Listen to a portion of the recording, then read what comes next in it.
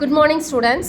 இப்போது நம்ம பார்க்க போகிற ப்ராப்ளம் டிஃப்ரென்ஷியல் கேல்குலஸில் prove that at the point x equal to pi by 2 at the curve y equal to 4 sin x minus sin 2x அப்படிங்கிறது தான் நம்ம பார்க்குறோம். இதோட ஆன்சர் நம்மளுக்கு என்ன கிடைக்கணும்னு அவங்க வந்து கொஷினில் கொடுக்குறாங்க. அப்போ கொடுக்கும் பொழுது ஃபஸ்ட்டு நம்ம எடுத்துக்க வேண்டியது y equal to 4 sin x minus sin 2xங்கிறத நம்மளுக்கு கொஷினில் கொடுத்துருக்குறாங்க. நம்ம எந்த பாயிண்ட்டுக்கு ஆன்சர் கொடுக்கணும் அப்படின்னாக்கா x equal to pi by 2ங்கிற பாயிண்ட். இந்த pi by 2ங்கிறது என்ன அப்படின்னு பார்த்தோம்னாக்கா அது எந்த இடத்துல அந்த ஃபங்க்ஷன் நிற்கிது. உதாரணத்துக்கு நம்ம சொல்லும் பொழுது நம்ம ஏதாவது ஒரு ஹீட் பண்ணுறோம். ஒரு ஒரு ஒரு விஷயத்தை நம்ம வந்து இப்போ வந்து ஒரு ஐஸ் க்யூபே இருக்குதுன்னு வச்சுக்கோங்களேன். இப்போ ஐஸ் க்யூப் ஹீட் பண்ணும் பொழுது நம்ம அதனோட ஹீட் வந்து அதிகப்படுத்த நம்மளுக்கு வேகமாக அந்த ஐஸ் க்யூப் வந்து சீக்கிரமாக உருகும் இல்லையா?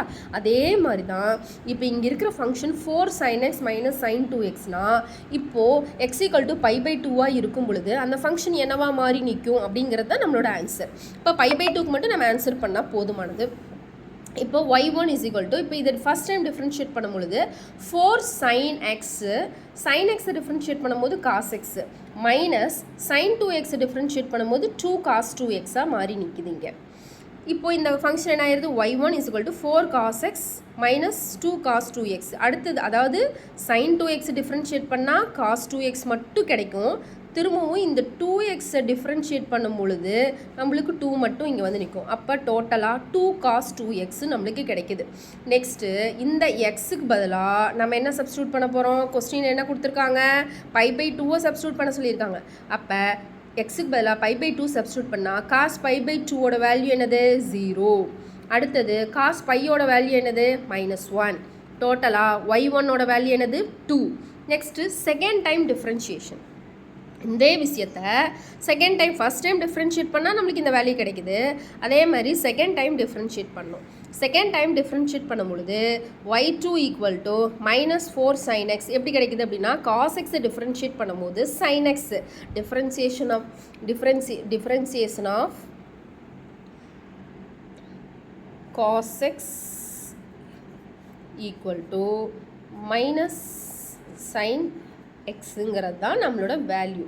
அப்போது இந்த இடத்துல y2 equal to -4 sin x plus 4 இங்கே எப்படி வந்துச்சுன்னு பார்த்தீங்கன்னா ஆல்ரெடி ஒரு 2 இருக்கும்.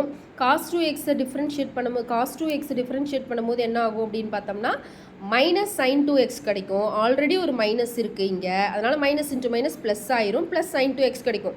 ஆல்ரெடி ஒரு 2 இருக்கிறதுனால இந்த 2x திரும்பவும் டிஃப்ரென்ஷியேட் பண்ணும்போது 2 மட்டும் கிடைக்கும். அப்போ 2 2s are 4 கிடச்சிரும். இப்போ திரும்பவும் என்ன பண்ணும்? x equal to pi by 2 substitute பண்ணும். இப்போ pi by 2 சப்ஸ்டியூட் பண்ணால் -4 sin pi by 2 -4 sin pi. அப்போ -4 into 1 + 4 into 0 equal to -4. இப்போது நம்மளோட ஃபார்முலாவுக்கு வந்துடுவோம். 1 + y1 square divided by y2 1 + y1 square the whole power 3 by 2 is equal to y1 value என்னது? 2. Next y2 value என்னது? -4. அப்போது நம்மளோட இது எல்லாத்தையும் சிம்பிளிஃபை பண்ணோம்னா we get the answer -5√5/4. So இங்கே மைனஸ் இருக்கிறதுனால நம்ம இங்கே மாடுலஸ் போட்டுக்கிறோம். மாடுலஸ் போட்டுட்டோம்னா மாடுலஸ்குள்ளே இருக்கிற எந்த வேல்யூவும் ப்ளஸ் மைனஸாக இருந்துச்சுன்னா அது ப்ளஸ்ஸாக தான் கன்சிடர் பண்ணுவோம். So that our answer is correct.